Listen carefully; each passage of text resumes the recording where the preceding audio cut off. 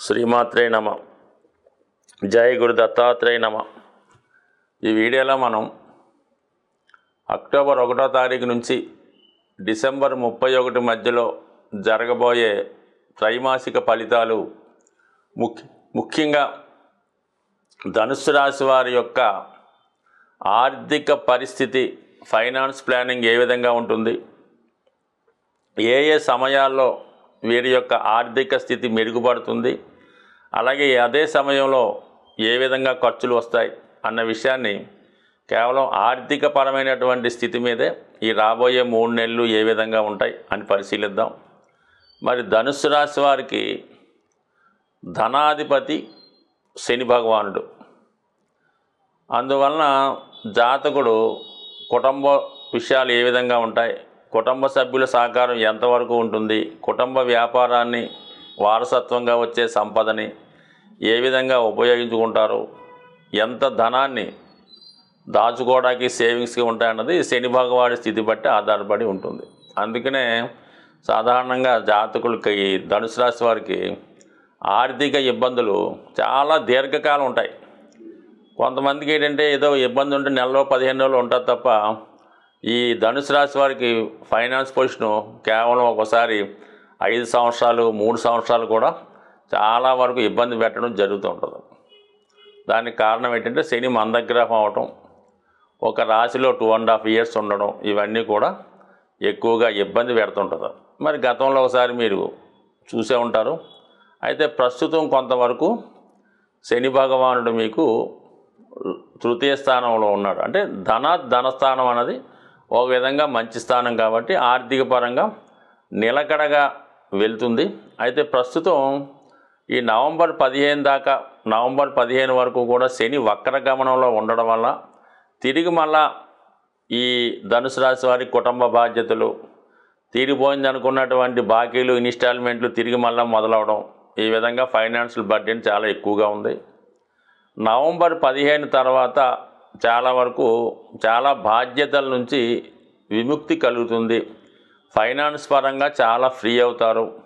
మళ్ళీ రొటీన్గా ఆదాయం కూడా పెరగడం వల్ల రొటీన్గా మళ్ళీ మీరు చెల్లించవలసినటువంటి పే చేయవలసిన బాధ్యతలన్నీ కూడా సకాలంలో చెల్లిస్తారు.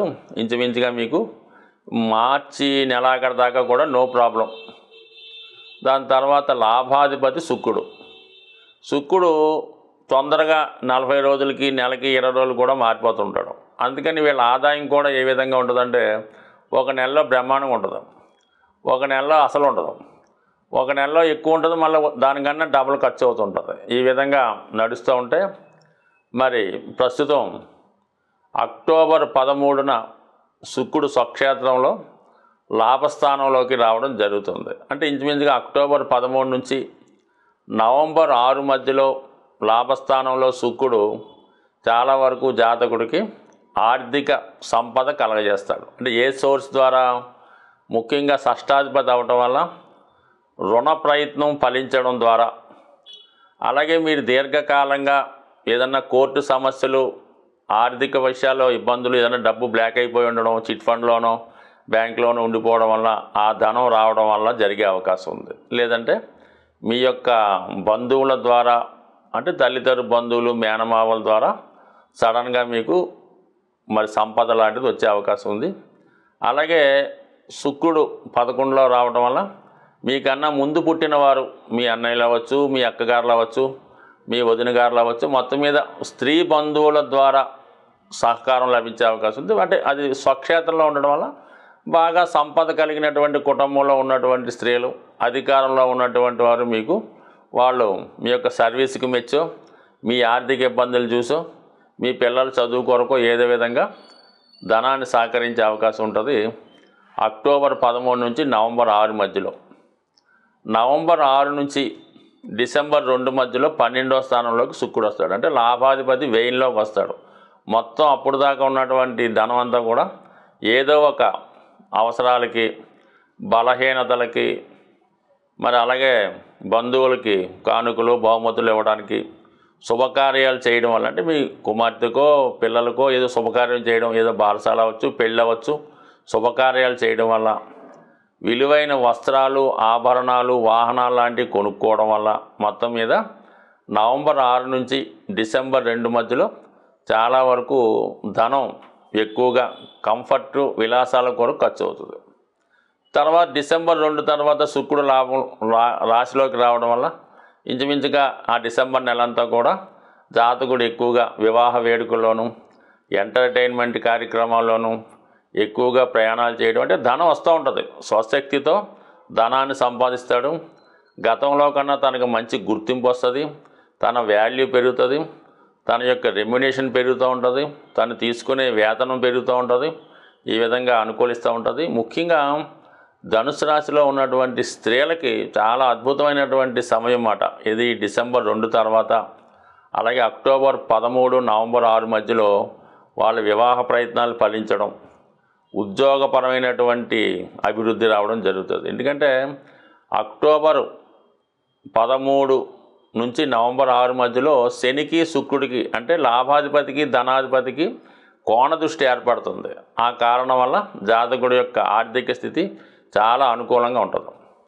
డిసెంబర్ 2 తర్వాత లాభాధిపతిగా ఉన్నటువంటి శుక్రుడు శనికి లాభంలోకి వస్తాడనమాట. ఈ కారణం వల్ల కూడా స్వశక్తితో, సహకారంతో ఆర్థిక సంపద పెరిగే అవకాశం ఉంది. సో మొత్తం మీద ఏదైనా ఈ ధనుసు రాశి వారికి మరి నవంబర్ 15 దాకా మాత్రం శని వక్రగమనంలో ఉండడం వల్ల ఏంటంటే మరి 2వ స్థానం మీద కూడా తన ఫలితం ఉంటుంది. కాబట్టి 100% రావాల్సిన ధనం సకాలంలో రాకపోవడం, వచ్చిన ధనం మీ చేయి దాకా రాకుండా మధ్యలో ఆగిపోవడం, ఈ కుటుంబ అవసరాలు వాటి కోసం ఖర్చు అవ్వడం వల్ల ఇబ్బంది పడతారు. కానీ నవంబర్ 15 నుంచి చాలా వరకు మీ ఆర్థిక పరిస్థితి అనుకూలంగా ఉంటుంది. కానీ కొన్ని అనుకోని చికాకులు, ఏదైనా ధనం ఒకదానికి అనుకుంటే వేరే దానికి ఖర్చు పెట్టాలంటివి కూడా ఉన్నాయి. మరి ఎప్పుడైనా సరే లగ్నాధిపతికి ఈ లాభాన్ని, ధనాన్ని ఇచ్చే గ్రహాలు షష్టాష్టక స్థితి వచ్చినప్పుడు కొన్ని ఇబ్బందులు, గొడవలు, చికాకులు జరుగుతుంటాయి. అటువంటి స్థితి అక్టోబర్ 13 నుంచి నవంబర్ 6 మధ్యలో గురు శుక్రులకి ఈ షష్టాష్టక స్థితి రావడం వల్ల ఖచ్చితంగా ఆర్థిక విషయాల్లో కొంత ఒత్తిళ్ళు, విభేదాలు, చికాకులు కుటుంబ సభ్యులతో వచ్చే అవకాశం ఉంది. కానీ అవి పరిష్కరించే అవకాశం ఉంటుంది. ఏదైనా మనం ఆర్థిక విషయాల్లో ఎటువంటి లోటు లేకుండా ఉండాలంటే మరి ప్రతి ఒక్కరూ కూడా సాధారణంగా వారానికి ఒక రోజు కామన్గా ఆంధ్రప్రదేశ్ ప్రాంతంలో చాలామంది నేను చూస్తుంటాను, ప్రతి శుక్రవారం కూడా వాళ్ళు ధనాన్ని ఖర్చు పెట్టడానికి ఇష్టపడరు. ఏదో విధంగా ఆ రోజుకి ముందుగానే ఏర్పాటు చేసుకొని ఈవెన్ పెట్రోల్ కానీ ఏదైనా ఇంటి అద్దెలు, ఏ విషయంలో కూడా మీరు శుక్రవారం రోజు ధనాన్ని బయటికి పంపకూడదు.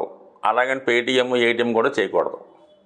దాని తర్వాత శుక్రవారం రోజు ఇతరుల ఇంటికి వెళ్ళి వాళ్ళ ఇంట్లో నిద్ర చేయకూడదు. ముఖ్యంగా స్త్రీలు, ఈవెన్ పుట్టింటికైనా, చుట్టాల ఇంటికైనా, అక్కగారింటికైనా శుక్రవారం ఎట్టి పరిస్థితిలో కూడా మీరు భర్త గారింట్లోనే, మీ ఓన్ ఇంట్లోనే ఉంటేనే బాగుంటుంది. ఇతరుల ఇంట్లో నిద్ర చేయడం వల్ల కొంతవరకు ఇబ్బంది అవుతుంది. అలాగే బంగారు ఆభరణాలు లాంటివి శుక్రవారం రోజు ఎవరికన్నా ఎరువు ఇవ్వడం కానీ, ఏదన్నా అర్జెంటు పని వచ్చిందని తాకట్టు పెట్టడం కానీ చేయడం వల్ల చాలా వరకు ఆర్థిక పరంగా మీరు తిరిగి జీవితంలో కోలుకోలేకపోతుంటారు అన్నమాట. సో ఈ విధంగా ఈ నియమాలు పాటించి కనీసం శుక్రవారం కానప్పుడు వారి ప్రాంతాన్ని బట్టి మంగళవారం ఈ విధంగా చేయడం వల్ల మీకు ఏమవుద్దంటే 15% మనీ సేవింగ్ అవుతుందన్నమాట. అంటే ఒక్కరోజు మీరు ఆ ఖర్చులు అదుపు చేయడం వల్ల మీకు 15% సేవింగ్ అయినట్టే అవుతుంది. అది ఆటోమేటిక్గా మీకు దాని 6 నెలలకి 100%గా మారుతూ ఉంటుంది అన్నమాట. అయితే ఇంకోటి ఏం చేయాలా, ముఖ్యంగా ఆర్థిక పరమైన చికాకులకి తమలపాకులు మరి అమ్మవారికి కానీ, ఆంజనేయ స్వామికి కానీ ఎవరికన్నా సరే మరి తమలపాకుల మీద కొద్దిగా సింధూరం మరి ఏదైనా నెయ్యిలో కలిపి బొట్టుగా పెట్టడం కానీ, ఇంకా అవన్నీ అక్కర్లేదు.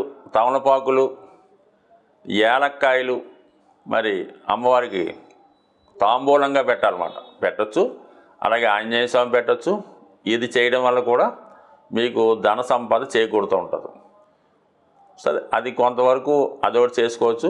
తర్వాత ఏంటంటే మీ యొక్క పర్సులో లేదంటే మీ యొక్క క్యాష్ బాక్స్లో మారేడు దళం ఉంటుంది. మారేడు దళం అది ఏదైనా శివాలయంలో కానీ అమ్మవారి గుడిలో కానీ పూజ చేసింది ఒక మారేడు దళాన్ని తీసుకొని మీరు అది మీ పర్సులో పెట్టుకోండి. నిత్యం ధనం కలకలాడుతూ ఉంటుంది. ఎంత వాడిపోయినా ఎంత మాడిపోయినా ఈ మారేడు దళం మీరు పాకెట్లో పెట్టుకోవడం వల్ల కానీ పర్సులో పెట్టుకోవడం వల్ల జరుగుతుంది. ముఖ్యంగా మీరు ఒక అప్పు కొరకు వెళ్తున్నా, ఒక బ్యాంకు పని మీద వెళ్తున్నా, ఏ ఆర్థికపరమైన పని మీద వెళ్ళినా కూడా మారేడు దళం మీతో తీసుకెళ్ళడం కానీ, ఇంకా మీకు దొరికితే ఆ మారేడు దళాలతో మరి శివాలయంలో పూజ చేసి మారేడు దళంతో అర్చన చేయించి అందులో ఒక దళం తీసుకొని మీరు ఏ పని మీదన్నా వెళ్ళండి. ఆఖరికి భార్యాభర్తలు విడిపోయి ఉన్న రాజీ కొరకు మీరు వెళ్తున్నా కూడా అది ఖచ్చితంగా పూర్తి అవ్వడం జరుగుతూ ఉంటుంది. ఇది అద్భుతమైన రెమెడీ కాబట్టి ఇది కూడా మీరు నిరభ్యంతరంగా పాటించవచ్చు. అలాగే మరి కొంతవరకు ఒక పటిక బెల్లం ముక్క, చిన్న పటిక బెల్లం ముక్క ఇదే లేదా క్రిస్టల్స్ కానీ చిన్న చిన్న క్రిస్టల్స్ కానీ ఒక కవర్లో పెట్టి ఎప్పుడు మీ పాకెట్లో పెట్టుకోండి. ఏ పని మీద వెళ్ళినా కూడా అది మీ దగ్గర ఉంచుకుంటే 100% మీకు ఆ పనులు సక్సెస్ అవుతాయి. అలాగే ముఖ్యంగా చీమలకి, నల్ల చీమలకి పంచదార ఆహారంగా వేయడం వల్ల కానీ, చెరువులో అది చేపలు ఉంటాయి కదా, ఆ చేపలకి బిస్కెట్లో ఏదో ఒకటి ఆహారంగా వేయడం వల్ల కానీ, మరి అలాగే గోవుకి అరటిపళ్ళు, పసుపు రంగు అరటిపళ్ళు పెట్టడం వల్ల ఇవన్నీ కూడా జాతకుడికి అదృష్ట యోగాన్ని, సూక్ష్మంలో మోక్షంగా ధనం సంపాదించడానికి కారణమవుతుంది. స్వస్తి.